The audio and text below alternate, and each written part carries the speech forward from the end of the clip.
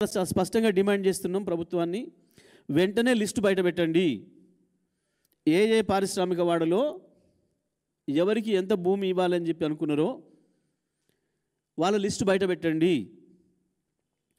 కేవలం ఒక 400 మంది బడా పెట్టుబడిదారులు, 40 మంది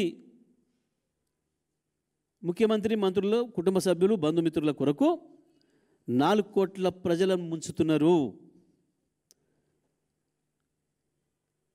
కేవలం 40 మంది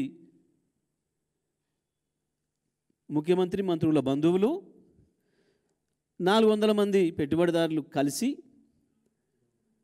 5 లక్షల కోట్ల తెలంగాణ ప్రజల ఆస్తిని, 4 కోట్ల తెలంగాణ ప్రజల ఆస్తిని పంచుకోవడానికి తెరదీసిన కుట్ర ఈ హిల్ట్ పాలసీ.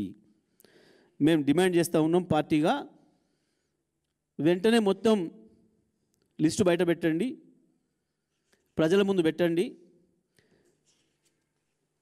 ఎవరెవరో లబ్ధిదారులు దీంట్లో 50 గజాలు 100 గజాలల్లా ప్రభుత్వ భూమిలో పాపం దిక్కులేక గుడిసేసుకొని రూమ్ కట్టుకుంటే 2 భార్య భర్తలు కష్టం చేసి హైడ్రా పేరు మీద దుర్మార్గంగా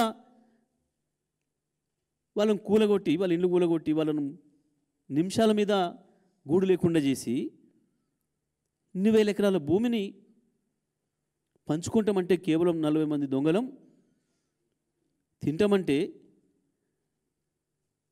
తెలంగాణ ప్రజలు ఎందుకు ఊరుకుంటారు? మీరు పెడతారా లేదా 2 రోజులు సమయం ఇచ్చి మేమే బయట పెడతాం.